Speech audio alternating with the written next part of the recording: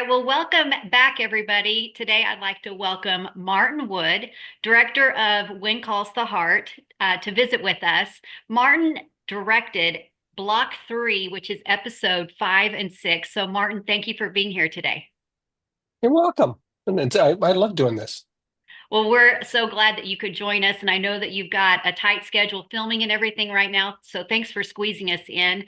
I'd like to start by just pointing out that you've directed 15 episodes of When Calls the Heart, with your last one being back in season 7. So, what was it like coming back for season 12 after being away for a few years?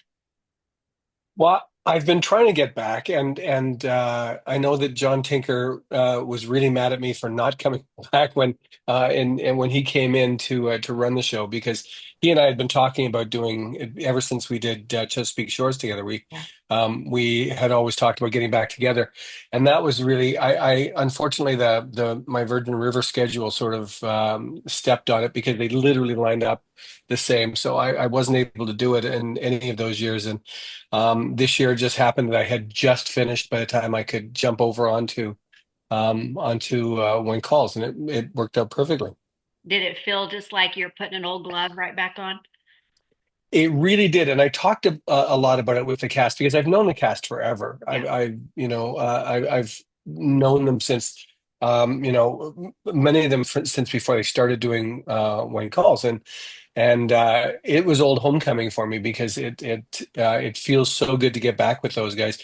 I've spent time in between dealing with them. I did a movie with Pascale. I did a movie with Pascale and Cavan, and Erin and I talk all the time, and Ben, and I mean we run into each other lots, with some of the local actors. So, but it was nice to get them all back into that setting, and all nice to get back into the feeling of of what it feels like in the valley. It's just it's when you're there, it is a very much like an old glove. Yes. Yeah. Well, and you mentioned that you've worked with several of them for several years, even. So, what is that like when so many of the cast, I know several of them were on Stargate. What's it like when several of the cast, you've worked with them in the past? I mean, does that make directing, does that make, the timing and the speed of things, does it go faster? What liberties does that give you? I mean, everybody grows, everybody changes, everybody has that. But quite honestly, once you've done some work, and especially series work, when you do series work, doing series work like Arctic Air with Pascal, and she also did Sanctuary and things like that, you get very familiar with the actor, and you become, I mean, most of the time with a lot of these people, I become friends with them. Yeah. Pascal and Cavan and I. We wrote a movie during COVID together that we're hoping to get out there someday, and a number of different projects with them. So it is very much like coming back home after you've been at school for a while, and everybody's there.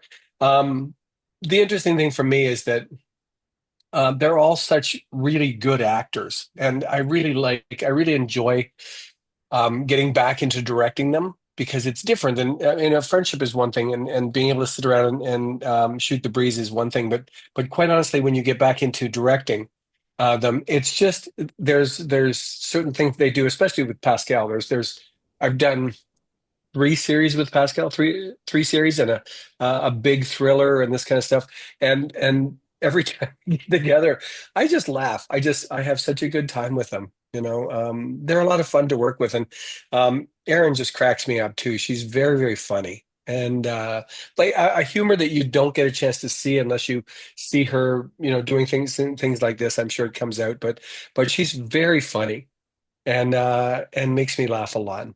It seems like the writers have really honed in on focusing in on the strengths of the actors, and we know how funny so many of them are. So, do you feel it feels like to us as fans that there's more comedy in the episodes now than when you last directed? Did it feel that way to you? I think when you think about the limitations of what When Calls the Heart is. It is set um, in Hope Valley, which has an end and an end. Yeah. And you've got the woods that surround it and the mine and all this kind of stuff. But it behooves the writers to find um, the humor that happens in towns like that, where people are always together. Where it's not always about meeting somebody new. It's not always about having to share that kind of information. And once you sit down with that, it allows you to actually find the humor in anything during the day. And all your it reminds us that we do tend to laugh a lot about things when we're together, when there isn't the onus of work. And I think that that's what's missing a lot of times in television, is that you find people in work situations, and that's their only world, is that work situation. So they always talk about work. But when you're in where you live and work, and it's always the same place, and they're always the same people that you interact with, you have to find humor in it, and you have to laugh at things. And the kids are all getting older, and they're finding the humor in things as well. With some of the kids from the very beginning, where they were this tall when when I started with them. Coming back, that was the biggest change for me, by the way, from 7 to 12, was seeing them. I mean, Opal was the size of a grain of rice when we started. And quite honestly, it's funny because I was there the first day we brought her in, and I'm thinking, oh, that's interesting how she you always measure the sort of the time change with their growing up, Yeah. because the older actors don't change as much, but they certainly do. Yeah. So shifting gears, talking about you got these scripts, and you've mentioned in previous interviews how much you like um, looking for scripts that engage you emotionally and that you can visualize instantly. So were there any moments in these two episodes that immediately jumped out as as scenes that you could clearly see what you wanted to do? Well, I think that uh, for one thing, I always love sort of Jack's love stories kind of thing, and that was the first thing I had to shoot, was Melissa and Jack together. So when Bill when his wife came back, that was something. When meeting Melissa for the first time, those are things that instantly, for me, it's like, oh, I have to do this with that moment. Yeah. I have to make that a turnaround moment. And I think I said in another interview, I mentioned this, that it was originally written, they were in the room and she was there, Right. and then they were talking about it, and I had to make it so that they walked into the room, because it didn't feel like uh, it didn't feel like we were talking to her back. It just felt like she should turn right at that moment. And it's a big reveal for the audience, other than the fact that it was promoted for so long with that exact turn. But that moment for Bill was really important. That stood out at the beginning. The Allie relationships as well stood out to me when I first read the scripts. I thought, oh, this one's going to be tragic, and this one's going to be beautiful. Yeah. And Yeah, there were a couple of interesting things. Obviously, the dreams, the dream stuff, or the sick the sick Erin was. I mean, it stood out as soon as I saw it. Erin and I started talking about it at that moment. We started talking about it. As soon as I read it, I texted with her, and she said, "Well, I have some thoughts about that," and we went back and forth about it, and it was very fun. That stood out as one of those things that I will always remember about Wayne Calls, is doing those dream sequences. So let's talk about those a little bit. Like what I've heard is that it originally didn't start as three dreams. Is that correct? Correct. Yeah, Okay. it was two, Okay. So and which one was added? Do you know that? The one at the very end Okay. with Nathan. It was originally very it was a minor thing, and then we said, well, we kind of have to do the same thing with him. We kind of have to fake that it's real, and then it goes into a dream. And that was for me. Each of the dreams had to start like it was potentially something that was real, and then everybody starts shaking their head and goes, "This can't be real," Yeah. and you have the big wake up sort of at the end where you always want it to be a surprise where the dream ends, and you always want it to be a surprise where it starts. So I Yeah. think we did that with all three of those. So when you were planning out with the dream sequences, was there something distinct that you were hoping to achieve in each one of them, or Oh yeah, I mean the first one was had to be the biggest surprise because we hadn't seen it before. We didn't know that that was a part of the fever dream was not part of sort of what When Calls ever did before. right? You know, uh, when Pascal was sick, it didn't happen.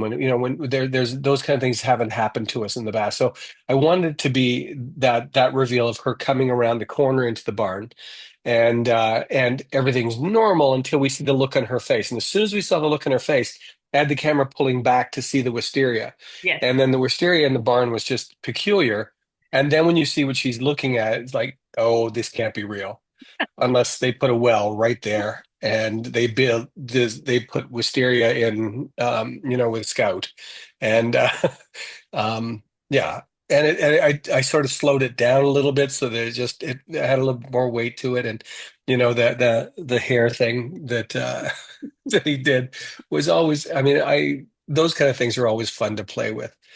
The second one, because we'd already seen it, could be set up a little bit more, as I'm hoping that people think this one might be real. They don't know yet that it's a dream, and then she wakes up it's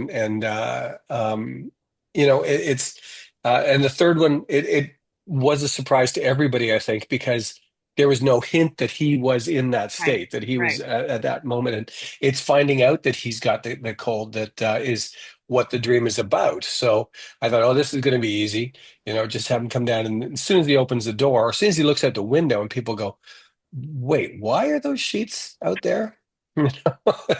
Well, it's interesting because Kevin was he was during filming interviewed by Edify Films, and he shared that he felt like it was one of the most beautiful moments ever on When Calls the Heart since he's been on, and even called it poetic. So, Mhm. did you did it achieve everything you were hoping to achieve? I mean, it felt very beautiful, which is funny that it was Yeah. Ethan's dream and not Elizabeth's dream. Yeah. I have to say that that was inspired by Erin. I mean, she gave me the inspiration for it, and then I started chasing that to make it that big and beautiful, and to make it that sort of the flowing things. I had two giant Ritter fans at both sides of it, and we spent a whole morning just shooting them moving around through these things and making sure that I couldn't see her and he couldn't, and he was looking for her. And it was a much longer sequence in the cut that I did. And then I think everybody went, this really isn't One Calls the Heart. Can we can we shorten it so that it becomes it? And I think I said this before that when we shot it, it ended differently than it did in the actual cut. It ended with with Aaron licking Kevin's face a lot. And then I was going to go to Scout licking Kevin's face, but I think that part must have been cut out because both Aaron and I thought, that's never going to make it. Yeah. But Yeah. it was fun, and yeah, it was one of those moments where, especially with Aaron and Kevin, when they kiss or when they do something like that, I don't call cut very fast. Yeah. I let it keep going, and finally they both go. Are you cut? Did you say cut? Did we just not hear it? Well, I think the only like this the dreams were something that's never been done on When Calls the Heart. We didn't get a kiss. Was that intentional?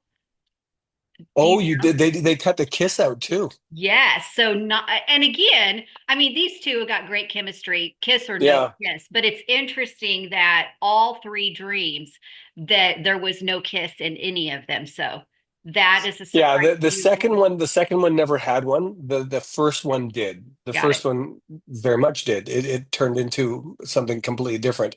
So, The first one but you're again, meaning in the barn, right? In the barn. in the barn, yeah, Yeah. Yeah. yeah. Yeah. Um, uh, so, and the second one was the Mountie at the door, Yeah. right? And the third one was Kevin's. So the But Mountie at the door I was the first one. The Mountie at the door was the first one because he carries her to the couch. oh, that's right. Yeah. Okay, I have it And mixed then up. the So yeah, second one was in the barn, and then right, Nathan's Dream was the third one. right, right. So, I mixed those up because I shot them totally out of order. I shot the barn was the first one I shot, oh, and gotcha. Gotcha. yeah, and we it was much later in the schedule that we shot the other one. So I think that's why in my head that was the first one.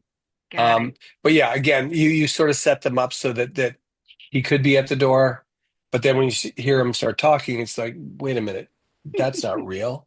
And then obviously the barn falls apart as soon as she gets into it. So Loved it. Well, we loved it. It was yeah, great. It was something oh different good. on When Calls the Heart. So it played out really well. So Well, I'm glad to hear that.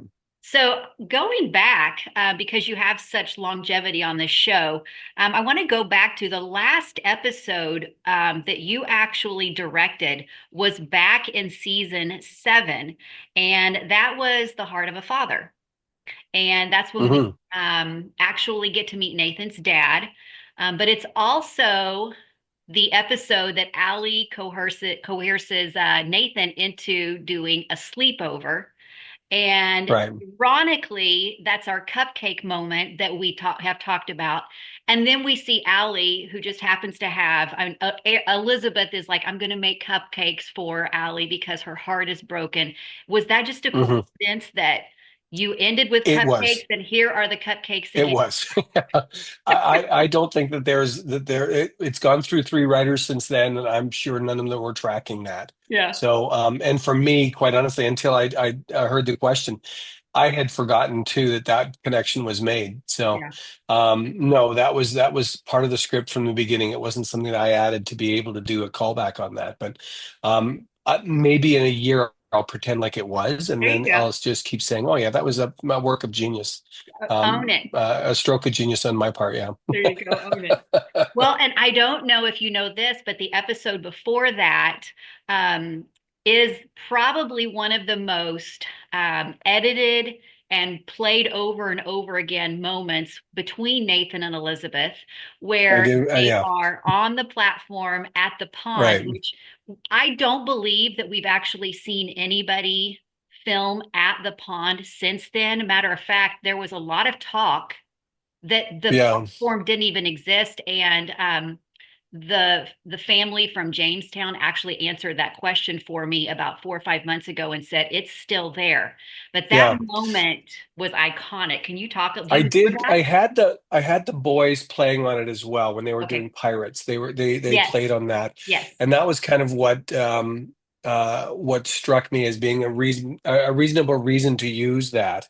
Um, and also because it is such a beautiful area that if you connect it to the church and the school too much, it just feels like it's just out front. But when you have it on its own and you're not connecting the two, it feels like a very private spot. Yeah. Um, and there are a couple of places like that where you can go where you get that beauty, and it depends on what time of day, and it depends on where the sun is, and depends on what time of year it is.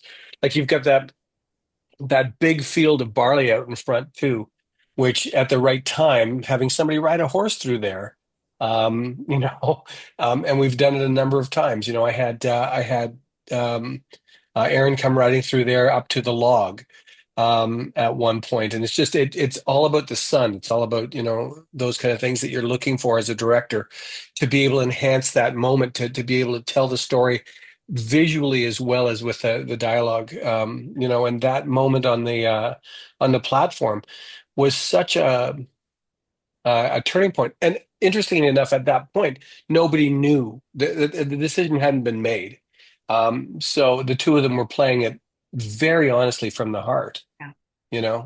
Elizabeth and Nathan and certainly Aaron and Kevin were playing it from the heart because nobody knew where it was going to go. Right. Right.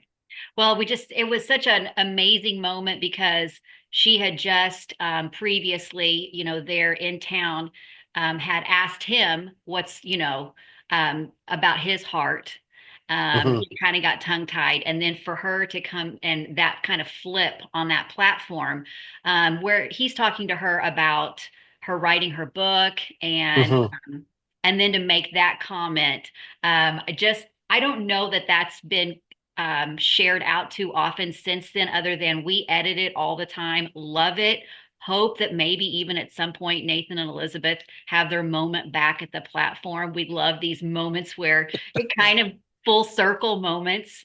So I Yeah. definitely didn't want to pass up that opportunity to share that with you because Well, I'll see what I can do this summer. it So, has stayed with us. It has stayed with us. And we're always we have a wish list of where do Nathan and Elizabeth need to go back to? They need to go back to the cabin. They need to go back to here. And one of them is the platform at the pond. So just wanted to yeah, share that. I will keep that in mind. There you go. Yeah. So speaking of that, like that relationship between Nathan and Elizabeth, and you came back in season 12 and see the progress that they've made. We all kind of joked about in one of the episodes that you directed, where Elizabeth is practicing her project-based learning, and she's Hmm. practicing it with Nathan, and he's sitting there in that chair. And I've had the privilege to be able to go to the Hearties family reunion this last summer and go into Elizabeth's house. And that furniture is not very big for a 6'3" guy. No, no. But is it fair to say that Nathan can claim that chair as his at this point? Is that fair? He's taking it away from Pascal if he does that. I think because she sat in it a lot. What's interesting is that when Baby Jack first came out, that was sort of where Lee would always sit when he came in. But I think that truthfully, with if you don't want to have them sitting on the couch together, Yeah, that is the only that's chair that he it. fits because the other one is smaller. And I know Kevin gravitates toward it. That scene itself was part two of a scene that didn't make it to air. The first part of it was just in the script where the first thing she was doing was she was talking to Scout. Got it. Like you turn around and there was Scout was there, and I was going to have him in that chair. And then the second time I turn around and I see Nathan in the chair. But uh, yeah, I think um, that one, even when we started blocking it, I just said, I said we're going to set the easel up here, and he went over and sat in that chair just because I think it is more comfortable for him. Yeah, yeah. Um, I want to talk a little bit about you talked about all of the characters that you've worked through. And some of the funniest moments this season, I think, and it's the relationship that we didn't know we needed, is between Bill and Rosemary. Yeah, And having worked with Pascal as long as you have, but there were a few moments in episodes 5 and 6. The first one being where Bill and Rosemary are interrogating Jed. And then the next one where Rosemary is creating this Danny DeMarco character. Can you talk a little right. bit about either or both of those scenes and just I mean, I was laughing so hard in both of those moments. When I did I mean, first off, Pascal and Jack are exactly what you see them on camera. They're with each other. They're very much that character, those characters. That's in real life, those two. So Rosemary and Bill. Um, uh, Rosemary's thing, I think, is for this whole season is okay. We're going to get into this. This is what I'm going to do this time around. So, and I think it's more of a stretch for Bill to want to have a partner Yeah. than it is for her wanting to be a part of it. So there's always that sort of that initial sort of she can bring this to Bill's life, and Bill just sort of withdrawing and going, "Wow, that's a lot of energy to have around me right now. That is not what I usually do." Um, but certainly with the scene about the Donnie DeMarco scene, I had that fairly specifically blocked out, and I don't do it often. I mean, I don't do it if not, I don't do it often, and I don't do it all the time. When I have these guys come in, I'll say start at the door and end up over here, and then you let them sort of find their own way with that. With this one, I really wanted it to work with the mirror a very specific way, and I wanted it to be, in order to see you two, I need you to be here together, and it was sort of. My whole thing with actors is because I think in terms of what the character needs to do at that moment. My blocking don't tend to get questioned a lot. I mean, I do it for a very specific reason. And all I said to both Kevin and Jack was, you need a place to hide from this whirlwind, and both of you just sort of back up against the desk, and it's like, got it. And so them coming together on the desk was not hard, and her walking away from them and suddenly doing this. And of course, that's just Pascale doing the biggest Rosemary. Oh yeah. And when Rosemary gets that kind of energy. So, and it's fun to watch. It's just, it makes everybody in like, I've got two cameras rolling and I'm standing between them and I hear both camera operators laughing, you know. So, Well, and it's so funny yeah, because even when you're watching Bill, and how he can be so serious, but then he steps up at one point and he kind of switches places and he's right there next to Rosemary. And we hear him make the comment to Nathan, and he was like, sit down, right? Like yeah, he just, it's just like he joins right in with her, like, we're yeah. going to figure this out. So, Oh, and when the two of them start towards the door and they turn and it's like, this is what we need to do. It's very fun to see it. That's where it is. I mean, it yeah. just it's again, that's Jack and Pascal playing out who they really are in real So life good. with each other. They enjoyed being with each other. So good. So you talked a little bit about shooting with the mirrors in that one, and then also in the salon, there was a great moment where you're shooting into the mirror at Fiona, and then we see Joseph approaching her to Hmm. have a pretty serious conversation. He just, I think he just knew that Fiona needed to have that moment to talk with somebody. Can you talk about filming that scene? I can. Uh, the salon is very small, Yeah. and as soon as you start putting multiple cameras in it, it gets even smaller. And as soon as you start putting a full camera crew in there, it gets very tiny. Yeah. So when you need somebody to come to a door and to be able to see the door at the same time I'm seeing what she's doing, and to make it not feel like he was, what I didn't want it to feel like is I didn't want it to feel like he knew something was wrong, so he came to the door. It was he passes, senses something, and then comes in. So it was on the street. He had no intention of going in there. And then as he stops, he goes, oh, and then he comes forward. Yeah. And I think for me, a lot of time it's it gets written in very easily where you turn and see him at the door, but then you have to think, why did he stop at the salon? What was he doing? You know? Yeah. And if you walk by if you walk by too close to the door, you pass it too quickly.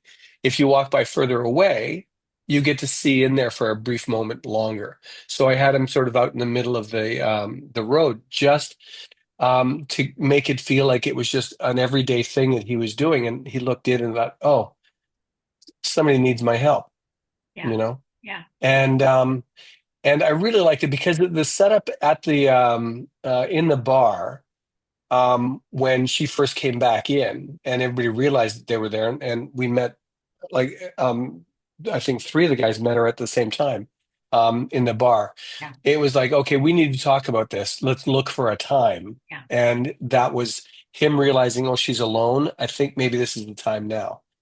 Got it. And having sense that she had a kind of turmoil about, can I be here, or do I need to get married? Do I need to leave? Do I need to, there was a lot going on for her at that moment. Hmm. And she's doing a really good job of putting on a facade, but yet Joseph senses that there's something else that's troubling her. So Hmm. it's fun. And I mean, you were actually the director that brought Fiona back this I season. was, yeah. Yeah, So yeah. that was And I amazing. believe I think I brought her in the first time too.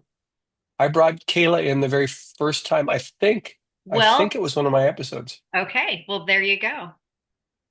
Yeah. Another full It circle. was that was an interesting moment for me because the big reveal needed to be that we had somebody new in town, Right. and then suddenly the person that was bringing her in was, somebody returning, Yeah. and the fans went wild. Yeah. It's Yeah. it's that moment of uh oh, who's this now, and oh, who's picking her up, you know. Yeah.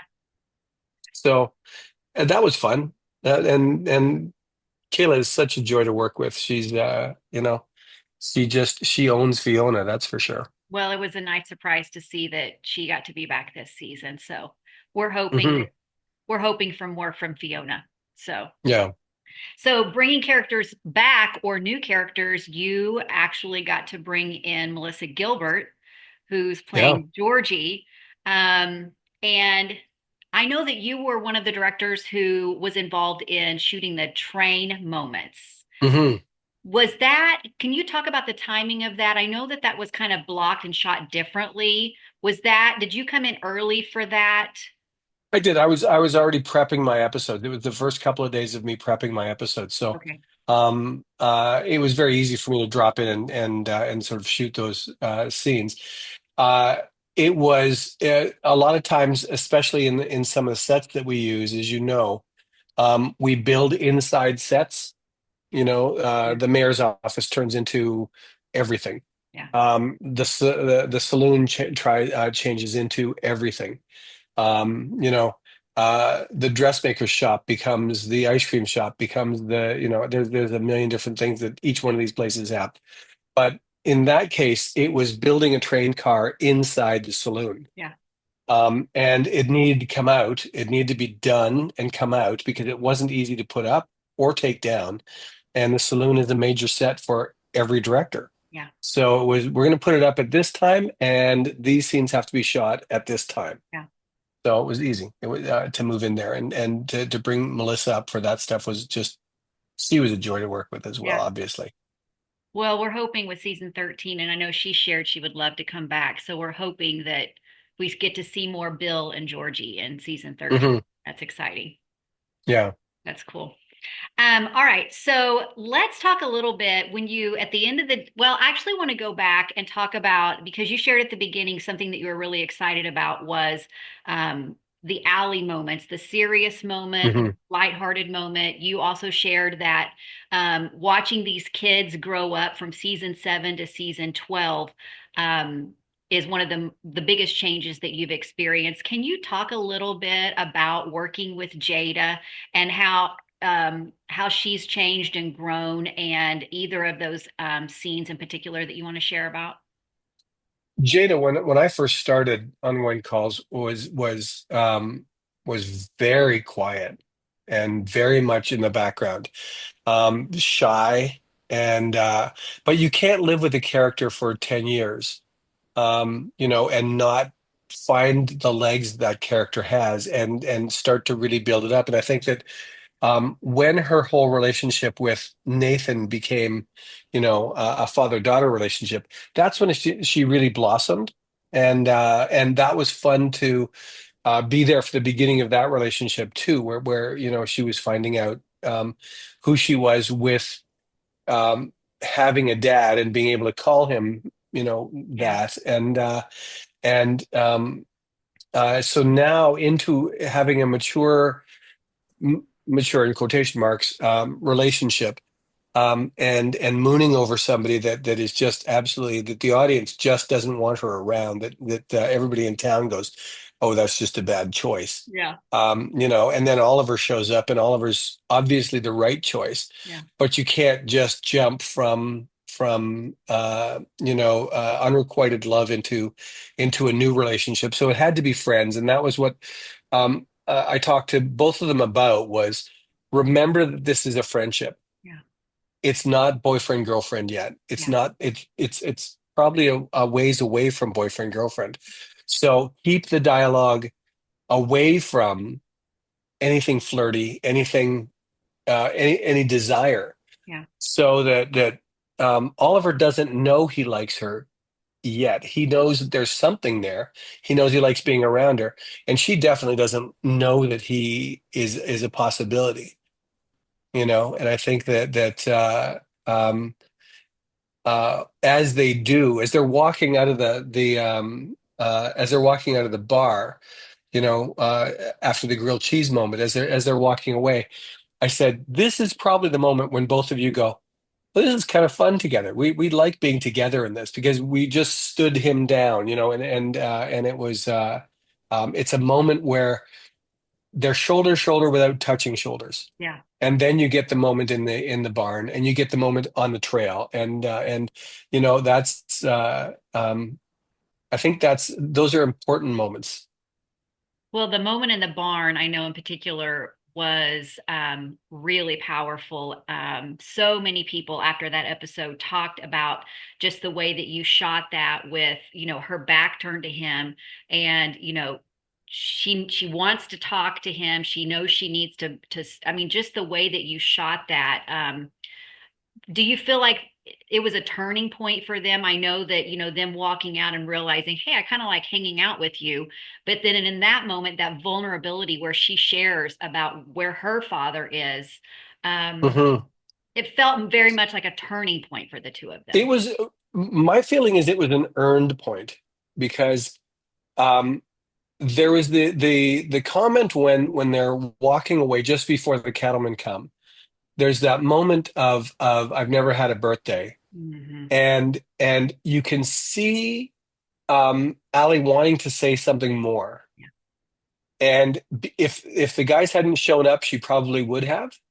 If they hadn't found the track in there, they probably would have. Yeah. But finding the cattle tracks that moment stopped that from happening. So she was leaning that way, of saying, "Okay, I recognize he's being honest with me. I have to be honest with him." I don't know if she would have said, you know, where her father was, but I think that you know, certainly the um, what we saw when she went to the prison in her, as her heart sort of fell apart in that, and realized what she had back in Nathan and in the family that she was getting. Yeah. That builds up all the way through those moments with her until she's sitting with Elizabeth, you know, on the front stoop, and Elizabeth says, "You know, you can call me Elizabeth." Yeah. Yeah. You know, and it's just that moment where where her heart suddenly goes back together the right way. Yeah. And you think, okay, she and Oliver are going to be okay together. They're going to be good because it's coming from an honest place, not a wounded place. And that's what you don't want to do, is you don't want to take, okay, I've just been spurned. I need something to fill that space. It's from a much more authentic space. So I think that moment in the barn was earned. Yeah. You know, and I set it up specifically because I have kids of my own, and I know they don't look you in the eye sometimes when they have something important they want to Yeah. tell you. Yeah. And it's an endearing quality, you know. Yeah. I felt that was important. I think I put a lot of pressure on her because she had to act with a horse, but and horses don't act the way you want them to all the time. But she did very well with it. She did great. We're big fans of Allie and Oliver, so it was a Hmm. great moment. And love that you got to have that moment with Elizabeth and Allie where, Elizabeth is trying to navigate where are we in this relationship, and Hmm. giving her that permission, feeling like she needs that to start calling her Elizabeth. And then in the next episode, it just kind of slipped in, and a lot of people didn't catch it the first time when Allie goes into the saloon to get the grilled cheese sandwiches, and she says to Rosemary that she's getting grilled cheese for Elizabeth. Yes, yeah. And it's the first time that we've heard Allie call her Elizabeth. Elizabeth, not Mrs. Thornton. Yeah, Yeah. yeah. So it was kind of special. It was special. Okay, so looking back on the two episodes that you directed, is there something that, when it was all said and done, that you were just really happy with the way that moment, that it exceeded your expectations? Oh, I mean, I love to see Elizabeth that vulnerable, where because we never get to see her like that.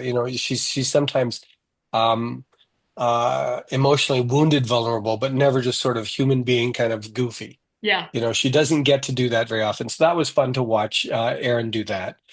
I think the fever dreams were fun just because they were breakaway scenes. They weren't Right. the same thing.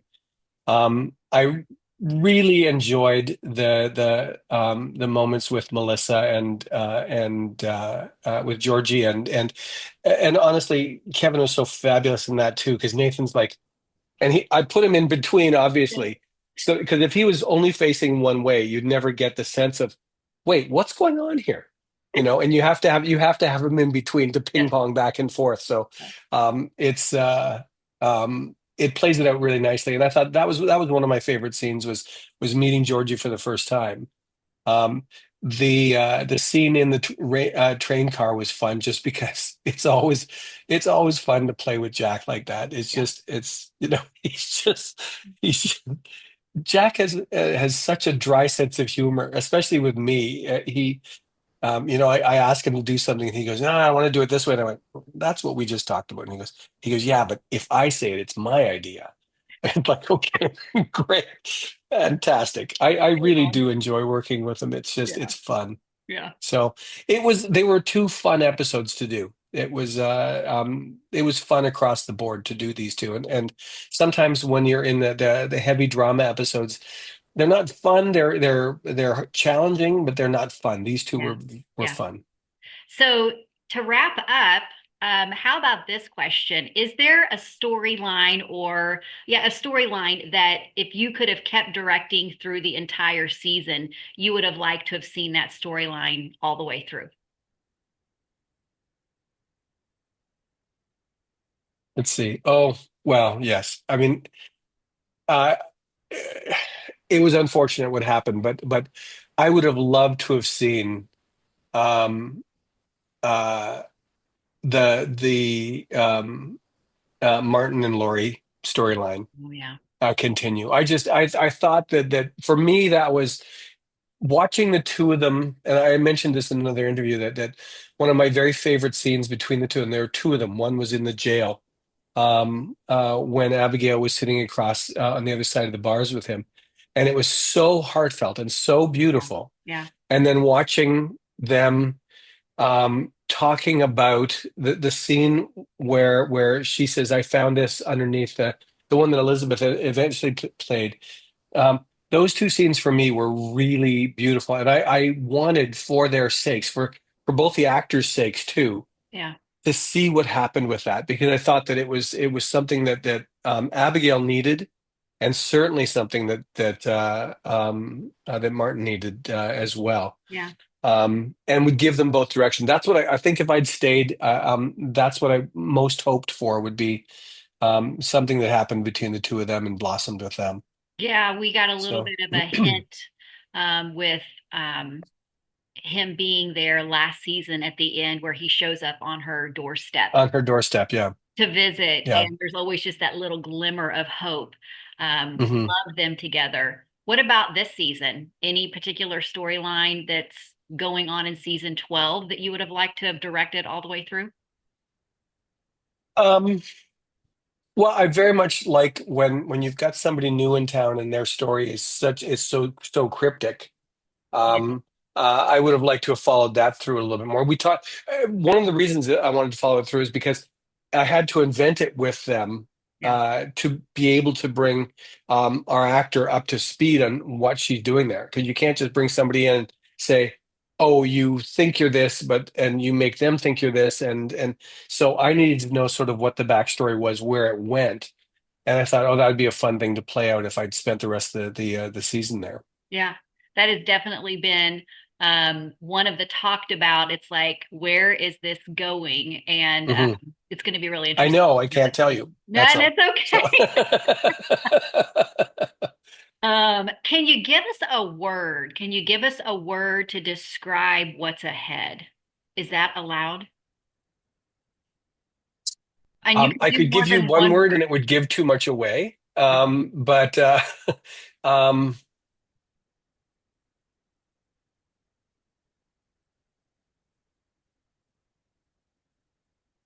I can't actually because Okay. truthfully, I know what's been talked about, but I honestly don't know how much of it is going to find fruition. Right. So Right. if I say something and it gets people's hopes up or diminishes people's hopes, Yep. I don't want to do that because I'm not enough of a I'm not um, close enough to what's going to happen with the stories in Yeah. the next season to be able to say that. Well, and we've had some moments where we've had words that were shared, and then, of course, things, we always film more than we can actually air, and things get cut. Yeah. We do know we've got some heart coming, and we've got some Hmm. heartbreak coming, Yes. some pretty serious moments that I think we've had some of the fun, and we're going to maybe shift a bit to the heart and the more serious stuff, and we're super excited for what's ahead. Yeah. Yeah. That would sum up what I know about it as well. We'll go with that then. Yeah. Well, Okay.